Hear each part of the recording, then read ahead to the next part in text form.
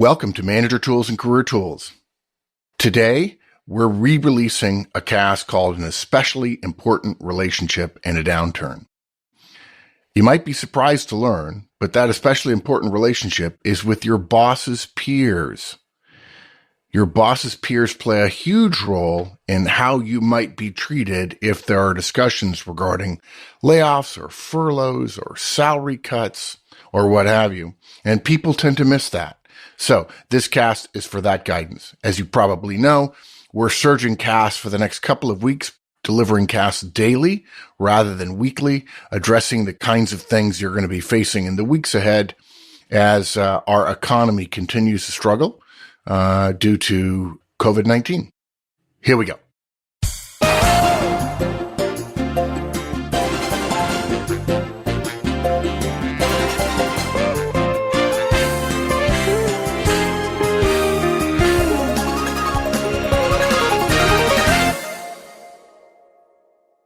This cast is interesting to me because I know you probably don't think about it as much as I do because some of this is natural to you. But for somebody who's come out of an IT organization, out of an engineering organization, I hear all the time this discomfort with playing politics, quote unquote. Right. And engineers and IT folks and all that, they kind of know that they need to play politics, but it's disdainful to them, number one. And number two, they don't know how to translate that into activity, a set of actions, right? Action, yeah. Well, it's funny you mentioned play politics. I always laugh when people say that.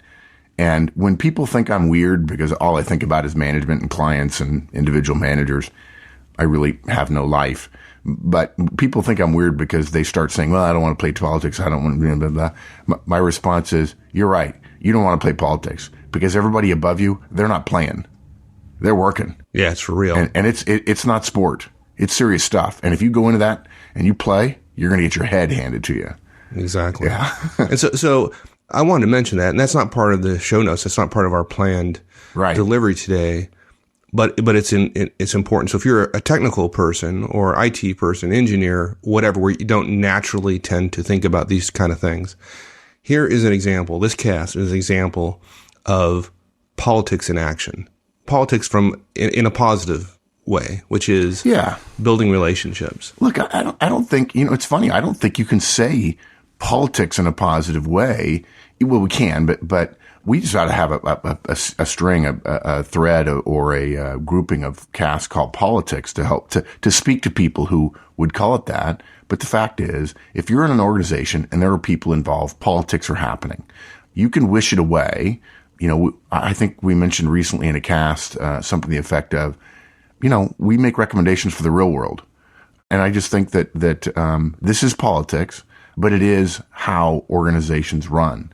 And sometimes when I hear politics, I just sort of step back. But I think we ought to speak to it, at least in terms of a thread or a series on politics, recognizing that almost all of our shows, particularly those dealing with relationships, are going to touch on politics. And if you're uncomfortable with relationships, and sometimes you see relationships making a difference, and you call that politics, you essentially have a career-limiting mental image that it's going to hurt you. Yep, absolutely. Okay, so let's get right into this cast, which is about the importance of relationships during an economic downturn, and what do we do about that? Yeah, and of course, this works all the time, but it's particularly important during a downturn because of the steel cage death match. Yeah, and why don't you explain that real quickly in case people don't understand? Yeah, that's right. We joke about that. That's one of our phrases from Dan McGuire. But the steel cage death match meeting is the meeting that happens among perhaps people at your level and higher, where decisions are made about who stays and who goes when there are layoffs during a recession. We call it the steel cage death match because managers go in and the door is shut and fighting goes on about who gets to keep whom. And it's not a trivial thing, and you want to be prepared for it. And we've made some allusions to it, and we've suggested some ways that managers can prepare for it so that you can keep as many of your people as you can within reason, recognizing that probably if the layoffs are deep enough and wide enough, everybody's going to lose some folks. But on the margins, you can keep more of your folks, more of your team, if you're more well prepared than other managers who go into the meeting.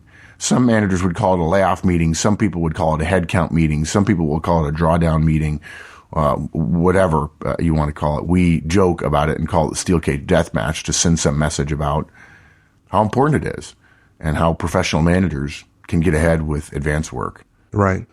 And today we're going to focus on a couple of things, but one of the things we're going to talk about is that your boss's peers play an incredibly important role during downturns. Right. The first reason is that, and again, you alluded to it earlier, it's important all the times, right? But it's particularly heightened during a slow economy. And that's that their willingness to help you achieve what you need achieved is incredibly important. And usually that's evidenced by them interceding on your behalf with their directs. Sure, yeah.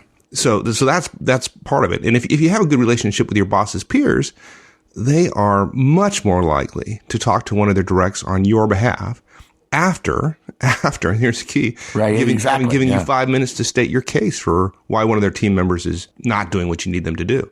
If you don't have a relationship, that conversation is much, much harder to make happen. Right. They're more likely to make a phone call for you.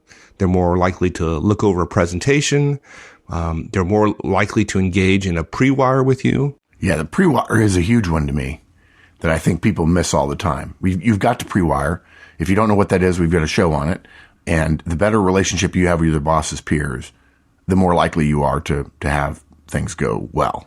Exactly. Yeah. And, during a downturn, almost every manager we know, and executives as well, they tighten their circle of concern a little bit, right? They tend to go a little bit internal to start more protective than expansionist. And if you have a good relationship with a peer of your boss, you're much more likely to have a shot at those kind of things, even when things aren't going so well. Yeah, you're absolutely right. We can call this politics all we want, or we can say, I want a chance to get my obligations completed, and the better relationships I have with others, and the relationships take time, and take a change in behavior for many people. The better relationships I have, the better off I'm going to be. And look, let's even say the second reason for having the important relationship or having a good relationship with your boss's peers is the hidden gem of an economic downturn. And that is, and I'm sure some people have already figured it out and we've alluded to it, your boss's peers are likely to going to be in that steel cage deathmatch meeting where your job security is being determined. Bingo. Being well perceived by the group that will make that decision is, in our minds, one of the career tools no-brainers. You've got to do it. Yeah, your name comes up in the meeting. Your boss, let's assume your boss is going to support you. And if that's not true, then we got different issues we need to talk about. But your boss is, essentially competing for scarce resources with all her peers. And then when your name comes up, her peers are vocalizing support for you. It's just, it's a no-brainer, like you said. Yeah, this ties in very well to that, the show we did on Steel Cage Deathmatch. Okay, so the question is, for all of our Career Tools listeners out there, is how do we do it? We have 3 recommendations, each of which has some detailed guidance underneath it. The 3 high-level recommendation is you've got to prioritize your boss's peers. You've got to make some choices. You don't necessarily have to reach out to all. We recommend you choose 2 or more, although be careful about having too many, to build relationships with directly. And then the third step is we need to build peer relationships. In other words, not boss peers, but our own peers. We need to build peer relationships across boundaries as well. And we'll recommend at that point of the show who you should develop relationships with. Good. Okay. So we prioritize our boss's peers simply. It's real simple, right? You can't go out and say your boss has eight peers. You can't go out and create great relationships with all of them simultaneously. So you've got to decide where you're going to focus if you're going to have any effect at all. Yeah. In fact, I joke, somebody said, well, you can't go out and decide to create all kinds of relationships. Well, you can decide it. You just can't do it. Right. Exactly. You can't deliver. So look, don't try to have great relationships with all your boss's peers.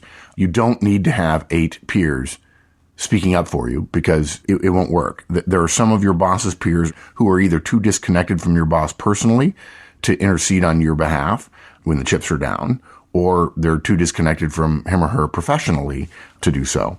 What they do is different enough that they don't have to communicate with your boss very often to get done what they want to get done. and they're unlikely to speak up for you no matter what. So we have 3 sub recommendations to prioritizing your boss. And the first one is simple. You just can't relate well to all of them. There are probably too many. Now, look, if your boss only has 2 peers, right, you can probably develop better relationships with all of your boss's peers. We'd hope so. But look, we have to be careful here. We know you're busy. You don't have time to go creating a bunch of relationships. For some of you, relationships are hard work. You come back sweaty. And that's okay. We respect that. You don't have to go across everyone. What matters is not, and this is a key point of this cast, what matters is not a lot of really weak relationships, but a couple of strong enough relationships that will motivate your boss's peers to, again, either intercede on your behalf when all around are pulling in their own influence and not speaking up, and ultimately speak up on your behalf in the event of a layoff, a la steel cage deathmatch. Think of these relationships not being wide and shallow, but rather more narrow and deep. Okay. So let's say for sake of argument here that your boss has 8 directs. And you can't focus on all of them at the same time. You can only focus on 2 or 3. So how do you determine who to focus on? I got to tell a story first. The first time the idea of this cast came to my head was a couple of years ago, was somebody said, I got to figure out how to get some more stuff done. It wasn't a layoff, but I need to figure out how to get more stuff done. And I just feel like my projects don't get approved and everything. So I said, well, what kind of relationships do you have with your boss's peers? He says, well, I don't even have a good relationship with my boss. I said, oh, okay. That's good. We have some work to do. And I suggested, well, let's pick a couple of your boss's peers to have a relationship with. And this person, she said, well, who? I'm like, oh, okay. That's my question. Well, yeah. I'm like, okay, we got work to do. Let me do this. Send me an email, 1 paragraph per peer describing them as best you understand them. And there were 6, 7, maybe there were 8, but I don't think there were that many. And she sent me 1 paragraph on each, 3 or 4 or 5 sentences. And it was just glaringly obvious who had good relationships with her boss immediately. I mean, it was in the tone and words of her email. And so I sent back, I said, and you can't figure out from your own email who it was? And she's, well, I think it's A and B. I said, sure, it's A and B. It's not hard. She's, well, I just wasn't sure. And sureness is not critical. If you don't feel comfortable about relationships, and so you tend to downplay your ability to accurately assess them, the strength of them, the weight of them, and so on, that's okay. It really is okay. Your first instincts are probably right. Trust yourself. Trust what you know about how things work in the organization. And okay, if you don't want to admit to having any first instincts, listen to your boss's communications with you and your team for 2 to 3 weeks. Okay? You're likely going to hear some of her peers' names more frequently than others. That's a start. If one of those names is used in vain, obviously that's probably a good idea to take them off the list, particularly if it seems to be a long-running feud. Many, if not all, bosses have enemies or peers with whom they don't get along. And those are the ones who wouldn't speak up for you if you were Tiger Woods and they were picking golf partners because of their bad relationship with your boss. That's okay. Just cross them off the list. In fact, if your boss has 5 enemies and he has 8 peers, well, that's easy. Yeah. It's the least, it's the least hated, I guess, maybe. Yeah. Well, it's stupid, but it happens. And like you said earlier, we pride ourselves of living in the real world. The real world isn't one of perfect harmony, unfortunately. Yeah. Another way that I think I think people miss this all the time is you can listen retroactively by going back through your boss's emails. See whom he copies out of his peers most often when he's sending notes out, whose projects get mentioned the most, or, for that matter, whose jokes she forwards. Right. Because people who aren't good friends generally don't send jokes. I'm not a big fan of internet jokes, but be that as it may, they happen. You might be surprised how clear the picture becomes when you look at email. And in general, I don't know. I think some of our listeners will probably figure this out. Email is an incredible store of knowledge about you, your boss, your team, your company, and all of its going-ons. Very few think to use it as a resource, but it is a great one. Right. And of course, I imagine you could simply ask your boss. Sure. Although I could see where that wouldn't work sometimes. Yeah. I mean, we can't recommend that in all situations, right? But if you do have a good relationship with your boss, yeah, ask for his or her guidance. Explain that you're being smart about your career. And in a downturn, you know that help on your stuff from others in power is a good thing. If you get help on your stuff, that helps your boss. And it can really help if it comes down to time to who decide who stays and who goes. Right. And if she shares some names with you, folks who are particularly close to her, or she'd like to develop a relationship, just recognize that if she indeed does have a good relationship, it's very possible that she may share your conversation with them. And so don't ask about who are important people to have relationships with, and then not follow up, because that's not going to make you look good. Ooh, very bad. You're absolutely right. Yeah. And also, you might be able to get away with saying steel cage deathmatch meaning to her. That's her own little private phrase. But regardless, yeah, if your boss is sharing with you who's important to her, the burden's on you now. The cat's out of the bag, and you've got an obligation immediately. Good. Okay, so now you've gone through this. You've identified folks. You've chosen 2 or 3 folks to build relationships with directly. Right. So we've chosen. What do we do now? Yeah. This is where it really gets interesting. Yeah. And look, this may be simplistic. Some of you out there, those of you who are comfortable with relationships, the Matt Beckwiths of the world, you're probably going to say this is simplistic, and you'll be right. We're starting here assuming you know little or nothing about your boss's peers, and they know little or nothing about you. This is far more common than most people realize. And by the way, it's almost always a good assumption when it comes to reciprocity in relationships. If you have a strong relationship with X, they probably would say the same thing in reverse. Look, I have to say that you mentioned technical people and IT people, and we know we have a fair share of those in our audience. So I'm going to be very blunt. Start using people's names, for God's sakes. Using another person's name when you interact with them is an immediate way to start building a relationship. People notice. They don't even know what they've noticed. They just notice. We're amazed at the number of managers and professionals who don't make a point of using other people's names when they're interacting. So start with this. When you see your boss's peer who's on your list, say, "Hi, Cheryl," not just "Hey." Hey or hi to some is, without the name, is, I know I have to say something to you, but I'm not going to reach out anymore. I'm not going to recognize who you are. I'm going to give you the same greeting I give somebody who I don't know in the organization, but who I come in contact with for some reason. This is how relationships start, believe it or not. You don't have to be a schmoozer, okay? Hopefully many of our listeners remember that we titled our first cast about relationships, Building a Network. And I think we said on that cast that we did not call it networking because of the stupid bias that a lot of technical people have against networking, which is a terribly important career tool. Yeah, exactly. Yeah. So use their name. Believe it or not, that works.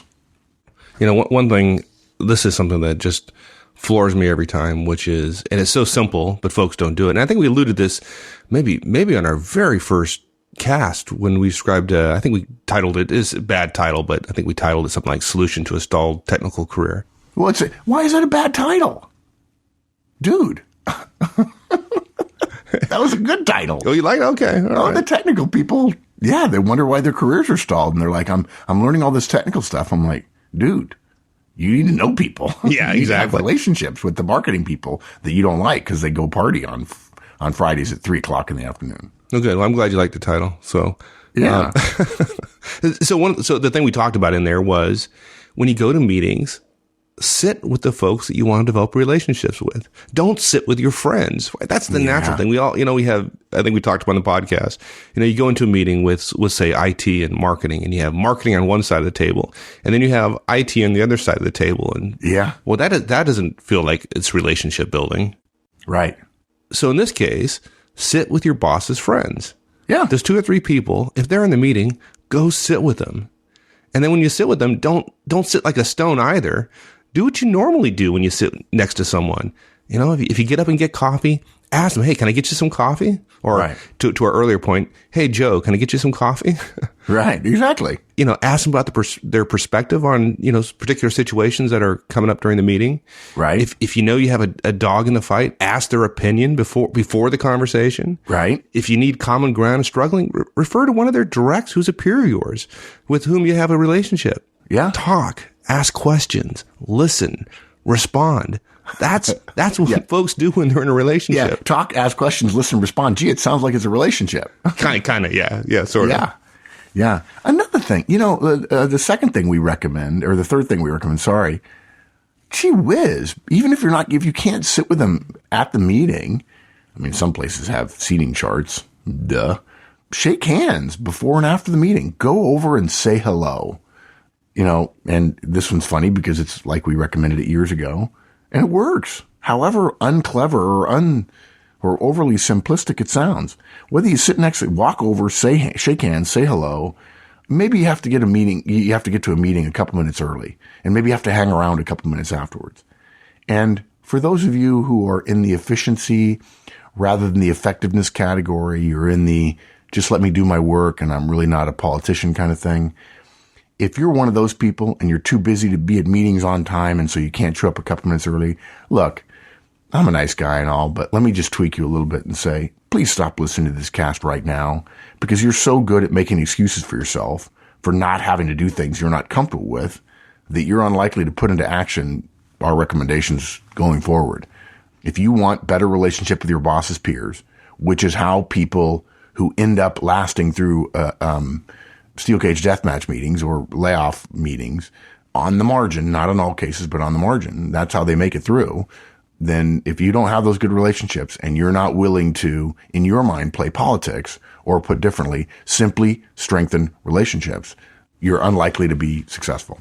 I want to go back to our point about conversations because I need to share something here. And it's going to sound obvious to a lot of folks here, but we have people all ranges of experience.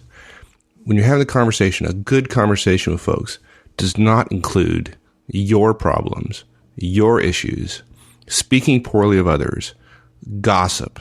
Don't make conversations with you a burden to be avoided at all costs in the future as a result of the things you discuss. Yeah, great point. The great way to be a conversationalist is to talk about the other person.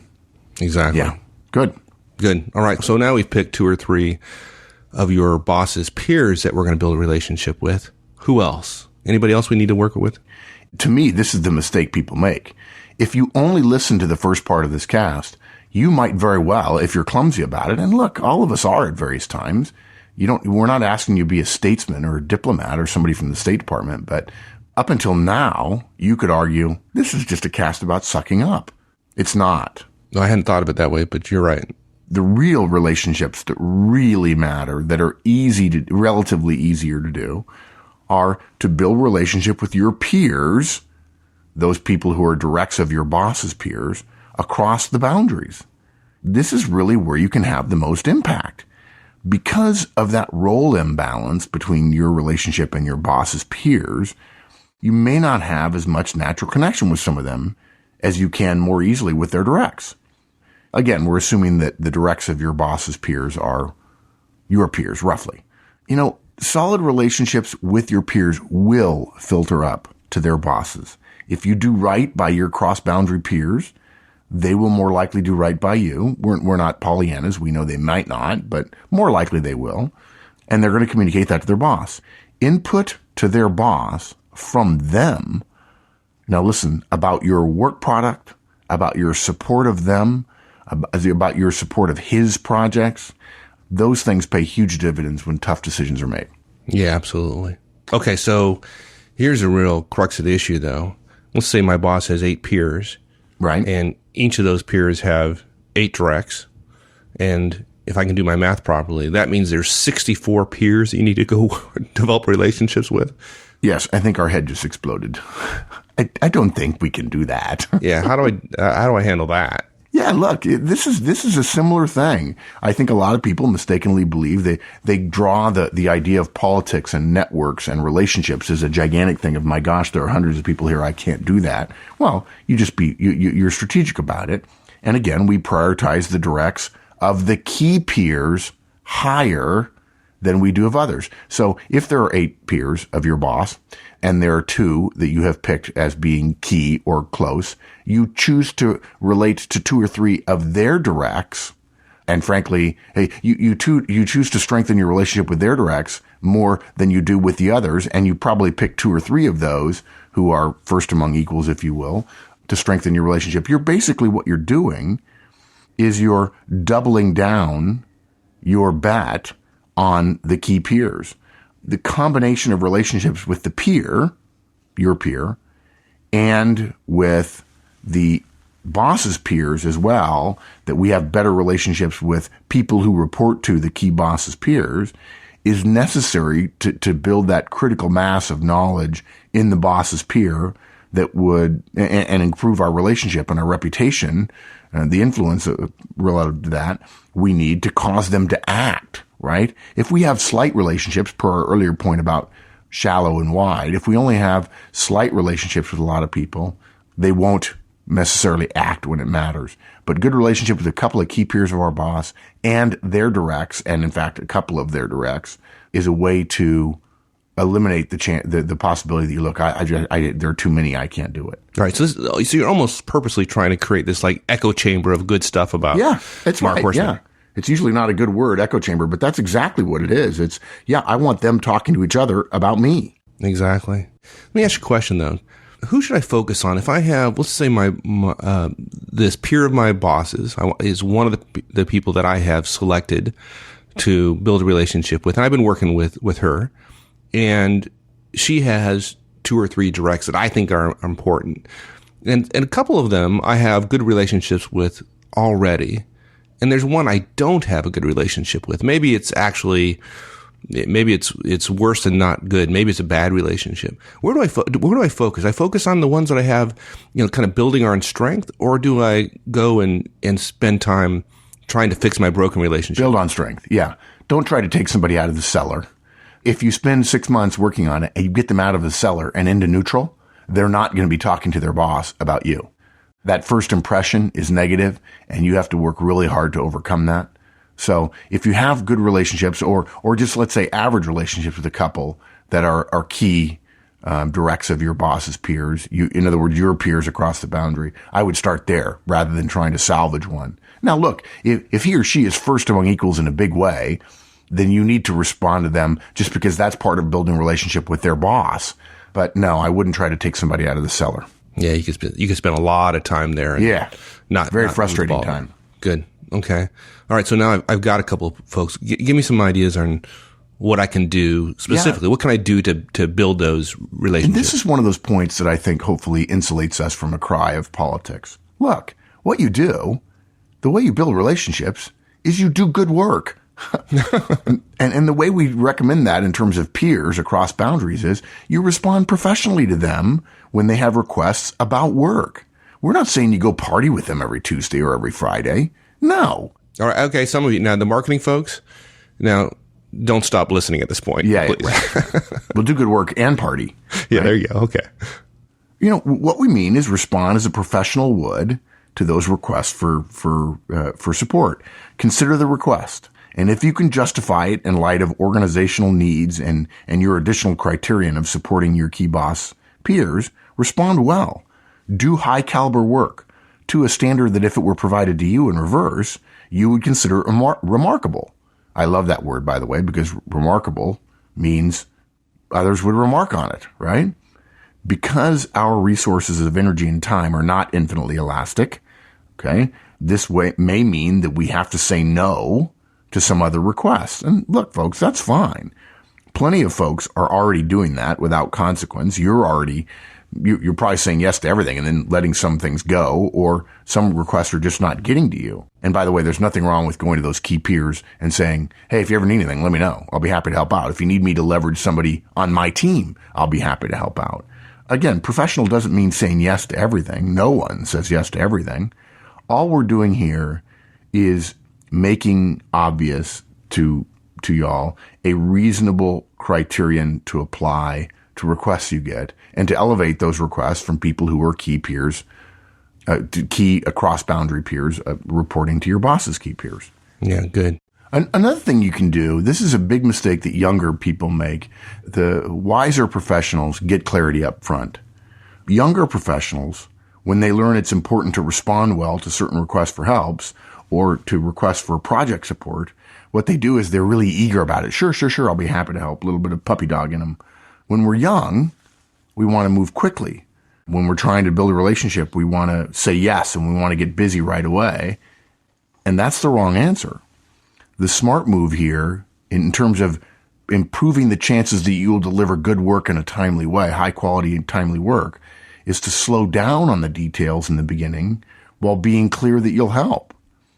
Be careful of saying a bunch of peer relationship marketing like, you can count on me. I want to support your efforts here. I'll make this a priority. I know this is important. I'll make this work for you. I promise. Okay. Actually, let me rephrase that. Don't be careful about saying something like that. Don't say something like that. Rather say, hey, I'll be happy to help. Let's spend a few minutes getting clear about what you need from me and when and what the standards would be. If I'm going to do this, I want to do it right. I'd love to be able to ask a few questions to make sure I understand. I hate getting started and thinking I'm doing the right thing, only to find out later this isn't what somebody wanted. So give me the big picture, and then let's fill in the details so I can do good work for you. I mean, I got to tell you, somebody says that to me, I'm like, okay. Yeah. I'm digging that. Yeah. And it's not enough simply just to say you're going to help. You got to do it once you say it. And in particular, pay particular attention to deadlines. If you meet all the deadlines of anyone with whom you want to have a better relationship, you will have more friends in more places than we know of. Deadlines are the great unsung relationship glue in organizations. Yeah, I'm telling you, deadlines, particularly across boundaries, right? Because the boss can't come down and say, you will. When you meet deadlines for a cross-boundary project, you are golden. You are the stuff. Yeah, absolutely. Horseman's law. Who does what by when? By when? By when? Yeah, and you also have a law, something about communications. So yeah. Oh, yeah. Our fourth recommendation regarding peer relationships is to Did you notice that transition there? Was that good? Did that work? Yeah. That segue? That was very nice. Okay. I'm impressed. It's like you've been doing this a while. Share with us. Over-communicate and include your boss in that over-communication. As you work on other people's projects, let them know more often than you normally would about status, good or bad, and about information that you become aware of that may have a bearing on the work. Don't assume they know. It's amazing how narrowly or how within organizational boundaries some information travels. Give weekly updates, for crying out loud. It's what you would want if you were in their shoes. Yeah. By God, no surprises. Yeah. Oh, please. Oh, God. I mean that's the easiest way to end, to just completely throw away all the hard work you did in terms of building a relationship. Go into a meeting where it's a project that's important to one of your boss's peer, having not communicated to her, and surprise her. Yeah. Exactly. That works. Yeah. Good. Yeah. Little bomb here. I'm going to throw a little nuclear weapon into this thing. Small tactical nuclear weapon. Yeah, let's just blow up the relationship real quick. Look, think of yourself, at least virtually, as being on their project team. Give status on deadlines, on resources, on quality. And in fact, if you do that, if you give status, if you over-communicate across boundaries now, where it's harder to communicate, email makes it easy, but people still don't do it. If you over-communicate, you can actually be forgiven for missing a deadline. Although generally speaking, hopefully, I guess we need to do a cast about what apparently a lot of people don't know is if you report status that you're going to miss a deadline, that status better include the plan and a new deadline, the plan for meeting it and the new deadline. I'm amazed by that. Furthermore, one of the things that builds relationships is proactive communication of matters of interest. If you're not working with a peer whom you're trying to strengthen a relationship with, in other words, you're not helping them on a project or something, but you're working on something related to what they do, and probably if they're direct of your boss's peers, that happens more frequently than other people in the organization. If you learn something of interest, forward it to them, mention it to them. Unasked for intelligence is gold in many, many organizations that we are aware of. Yeah, and finally, look, keep your boss in the loop, particularly if there are problems looming. What you don't want is your peer to tell their boss, and then their boss to tell your boss, and your boss to say, how come I'm finding this out from my peer? Okay? Even if it means copying your boss on some stuff. Look, if you're creating a relationship with a peer, don't CC their boss. If you feel the need, CC your boss. Yeah. Simple, but it works. And then our last point here, which is deliver. We've already talked about it, so I might be beating a dead horse here, but and hopefully this goes without saying. If you are only successful on 80% of the projects, particularly if it's a soft economy, please make sure that they're 80% with which your boss's peers are most interested in. All other things being all equal. Things being equal, yeah. Delivering results is such a lovely support mechanism to give your boss. If he has to walk into a steel cage death match and she has results to show, you're golden. Yep. And then a couple others speak up on your behalf, and suddenly you've made it through round one. Now, that doesn't mean you shouldn't have your CV ready, but and partially it's because of relationships with key bosses' peers. So prioritize those peers, choose a couple to build relationships with directly using simplistic techniques, and then the really key, build peer relationships with their directs across those boundaries. Simple. Great. All right, folks, go make your phone calls. There you go. All right. See you later. Partner. Bye. That's it, everybody. Hopefully you'll pay a little more attention to your boss's peers in the days and weeks ahead. And tomorrow, we're going to talk about signs your organization is going to be going through a layoff. See you then.